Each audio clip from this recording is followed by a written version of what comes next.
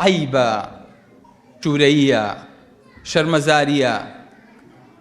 ئێمە لە ساڵە جارێکە یەک لەسەر دە، یەک لەسەر 12 بیری پێغەمبەری خوامان کەوێتەوە. قەسەم بەخوا ئەوەمان کە یەک لەسەر 12 ژیانی پێغەمبەری خوا لە بیرەکات و لە یادەکات،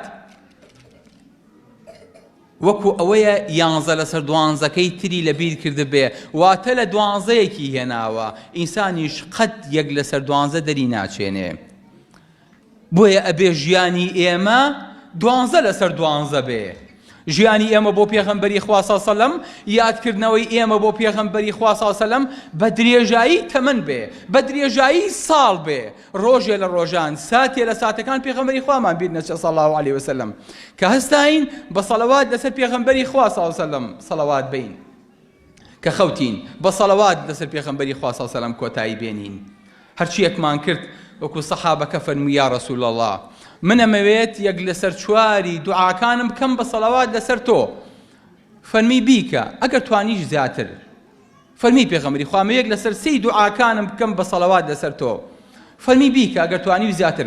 فەرمی پێغەمبەری خوا نیوەی دوعاکان بکەم بە سەڵەوات لەسەر تۆ. ئەڵێم اللهم صل على سيدنا محمد وعلى آل سيدنا محمد كما صليت على إبراهيم وعلى آل إبراهيم وبارك على محمد كما باركت على إبراهيم وعلى آل إبراهيم في العالمين إنك حميد مجيد. فەرمی ئەگەر بیکەیت و زیادی شکی باشترە. فەرمی ئەی پێغەمبەری خوا هەرچی دوعامای کەم بە سەڵاوات لەسەر تۆ.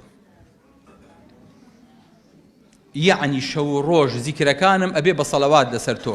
یعنی کە چوومە هەر مناسبەیەکەوە، کە چوومە هەر شوێنێ، بە هەر ڕێگەیەکا ڕۆیشتم، هەر کاتێکم هەبوو، هەر فەراغێکم هەبوو، هەر بیرکردنەوەیەکم هەبوو، هەر کاتێ زمانم لە گۆ وەستا، ئەڵێم اللهم صل على سيدنا محمد. ئەگەر چوومە ناو فاتحەوە، وتیان بەخێر بێ کاکە خوا لێی خۆش بێ، خوا عەفوی کایە خوا، خەڵک لە جاتەیە کە فاتحە بخوێنێ، من سەڵەوات لەسەر گیانی پێغەمبەری خوا دەم صلی الله عليه وسلم. هەموو لەحزەیەک، هەموو ساتێک، هەموو کاتێک پێغەمبەری خوام لەبیرە، فەرمی ئەگەر وا بکەیت ئیدەن یوقضا هەمووک، قەرزەکانت لە کۆڵە بێتەوە، خەفەتەکانت لە کۆڵە بێتەوە، کارەکانت سەرکەوتووە بێ. واتە ئینسان بە مجەڕەد سەڵەوات لەسەر پێغەمبەری خوا صلی الله علیه وسلم، خوای گەورە هەموو کێشەکانی بۆ حەلەکە و دڵی خۆشەکە و قەرزەکانی لە کۆڵەکاتەوە و موشکیلەکانی بۆ حەلە بن.